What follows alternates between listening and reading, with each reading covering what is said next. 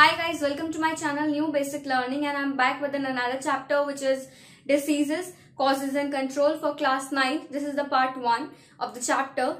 So before starting the chapter, I just want to request you that if you are new on this channel, then do not forget to subscribe my channel and do not forget to hit the bell icon so to never miss an update. And if you like this video, please hit the like button. And if you have any queries and doubts regarding your concepts, then you can DM me on Instagram and Facebook. I have mentioned the link of the Instagram and Facebook in the description box.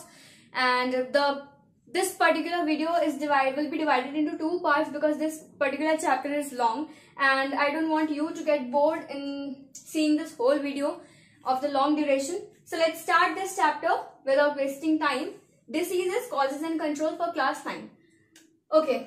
Diseases as you all know, इसको हिंदी में बीमारी बोलते हैं, या आप कह सकते हैं बहुत सारी बीमारियां होती हैं. अब हर एक बीमारी के बारे में तो हम नहीं पढ़ने वाले हैं. जो हम कॉमन डेज में देखते हैं आजकल, उन सब के बारे में पढ़ेंगे कि क्या बीमारी, मतलब कौन सी बीमारी किस कैटेगरी में आती है और वो क्या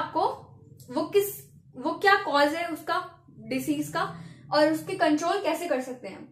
so what is a disease? Disease is a departure from normal health through structural and functional disorder of the body. What do you get by this definition? This definition says that अगर आप, मतलब बीमारी होती क्या है actually, बीमारी बस वो होती है जब आप एक नॉर्मल हेल्थ में होते हैं. मतलब एक नॉर्मल हेल्थ आपको, आप अच्छा ठीक है बिल्कुल, आपको मान लीजिए कफ हो गया या फिर आपको कोई और बुखार या फिर बीमारी, कुछ और बीमारी हो गई, तो उससे क्या पता चला कि आपकी नॉर्मल हेल्थ से आपका स्ट्रक्चरल और फंक्शनल डिसऑर्डर हो गया बॉडी का. मतलब आपका एक जो स्ट्रक्चर है बॉडी का वो वीक हो जाएगा, मतलब आप वीक दिखोगे थोड़े बहुत, ठीक है. और जो आपका फंक्शनल होगा बॉडी का, मतलब फंक्शनल क्या कह सकते हैं आप, जो आपका काम होगा, आप अपने काम पे ध्यान नहीं दे पाओगे, आपको स्ट्रेस रहेगा या थोड़ी टेंशन रहेगी, आप अपने ध्यान नहीं दे पाओगे काम पर. जो भी आप कर रहे हो पर्टिकुलर चीज पे आप ध्यान नहीं दे पाओगे तो आपको जाहिर सी बात आपको स्ट्रेस हो जाएगा, या फिर आप टेंशन में होंगे, या फिर कुछ भी आपको हटकल रहेगी और आपका स्ट्रक्चर जो है बॉडी का वो थोड़ा वीक हो जाएगा, आप थिन दिखोगे. ओके, तो एक तरह से आप इसको ये भी ले सकते हैं डिसीज का definition. Okay, now the categories, आपकी डिसीजेस की कैटेगरीज क्या होती हैं, वो बेस करती हैं, they are based on extent of occurrence which is it can be endemic, epidemic, pandemic or sporadic. Okay, we will understand about these 4 terms later. Now second is communicability, that is whether it is infectious or non-infectious. Okay, जो बीमारी आपकी infectious है या फिर non-infectious है. Kinds of pathogens, they are based on the kinds of pathogens, मतलब वो viral है, protozoan है या फिर bacterial है. Okay, वो चीज बैक्टीरिया कैरी करती है, वायरस कैरी करती है, प्रोटोजोन है. And kinds of transmitting agent, मतलब ट्रांसमिटिंग एजेंट जो उन पैथोजेंस को कैरी कर रहे हैं, ठीक है. ट्रांसमिटिंग एजेंट्स कौन होते हैं? इट कैन बी एयरबॉर्न, ठीक है, एयर से आपको लग सकती है कोई डिसीज, वाटर से लग सकती है, इंसेक्ट से लग सकती है, फूड से लग सकती है. अब एयर से कैसे लग सकती है? एयर से आपको लग सकती है, मान लीजिए लू होती है तो वो मतलब ज्यादातर गर्मियों में ही चलती है, तो वो गर्म हवा होती है, उससे आपको बीमारी हो जाती है. वाटर बॉर्न क्या होती है? मतलब मान लीजिए जो गंदा पानी होता है उससे आपको बीमारी हो जाती है. सॉरी. इंसेक्ट बॉर्न क्या होती है? जो पैथोजेंस कैरी करते हैं. ओके, तो मान लीजिए मॉस्किटो ने आपको काट लिया, ठीक है, सब मान लीजिए मलेरिया का हुआ या फिर डेंगू का हुआ, तो आपको वो पर्टिकुलर फीवर हो जाएगा. और वो फूड बॉर्न, मतलब मान लीजिए कोई मॉस्किटो या फिर कोई हाउस फ्लाई खाने पे बैठ गई, उससे आपने खाना खा लिया, जिसपे वो बैठी थी आपने वही खाना खा लिया, और वो जितने भी जम्स थे उसने जो कैरी कर रखे थे अपने ऊपर, वो सब आपके अंदर चले जाएंगे, तो उससे भी आपको बीमारी फैलती है. Okay, so this particular we are going to understand these terms in the detail in this chapter. So let's see. Now let's see what are the categories of diseases based on the extent of occurrence. Based on the extent of occurrence, that is the first one which we have done before. So let's see what are the categories of diseases depend on the extent of occurrence. So first is endemic disease. Endemic disease is the disease when the disease is found in a certain area. अब जब एक certain area पे वो disease पाई जाती है और वो attack करती है फ्यू नंबर्स ऑफ पीपल को, तो वो कहलाती है आपको एंडेमिक डिसीजेस।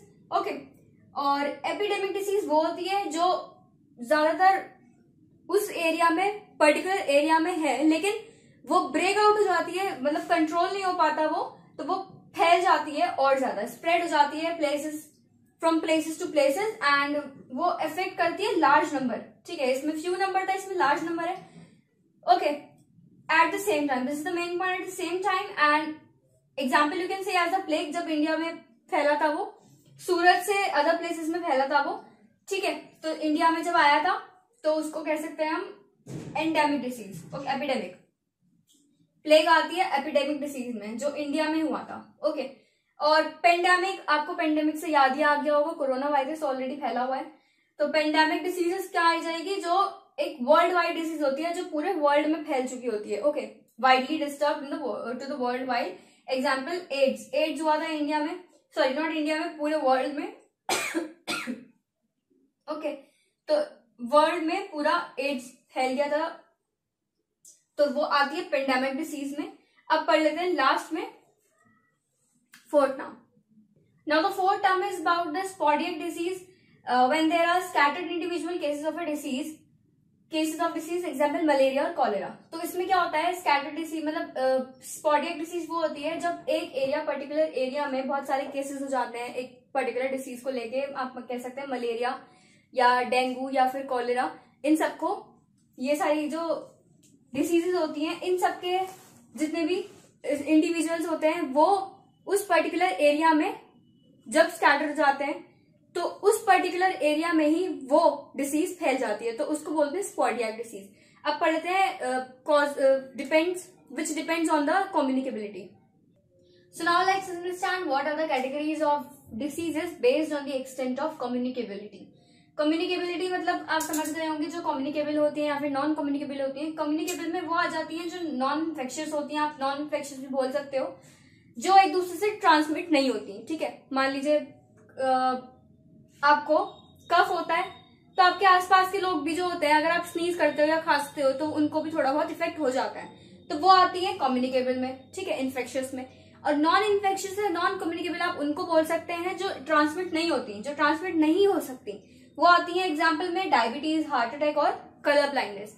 अब डायबिटीज एक इंसान को है तो वो ऐसा तो नहीं है कि अगर वो उसके पास बैठे तो उसको भी डायबिटीज हो जाएगी, नहीं, वो बॉडी पे डिपेंड करता है, जो बॉडी की फंक्शन है, जो आपका शुगर लेवल है या फिर वो सब चीजें हैं, blood level, blood sugar level जो होता है वो डाउन हो जाता है किसी वजह से, तो वो नॉन कम्युनिकेबल में आती है। ठीक है, वो कम्युनिकेबल नहीं है, वो ट्रांसमिट नहीं हो सकती। और कम्युनिकेबल में वो आती है जो ट्रांसमिट हो सकती है एक दूसरे से, मतलब मान लीजिए कफ हो गया आपको, या फिर आपको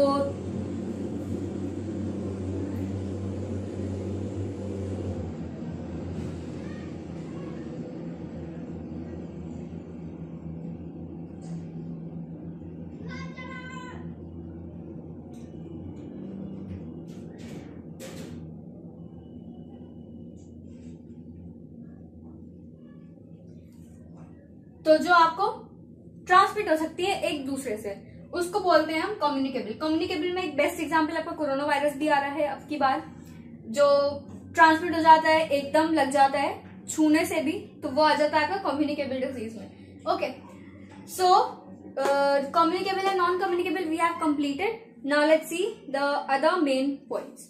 सो कम्युनिकेबल में क्या होता है, जो मान लीजिए ट्रांसमिटिंग एजेंट्स होते हैं, मान लीजिए इंसेक्ट्स हैं, इंसेक्ट्स में ले लेती हूं मैं मॉस्किटो या हाउस फ्लाई, मॉस्किटो या हाउस फ्लाई।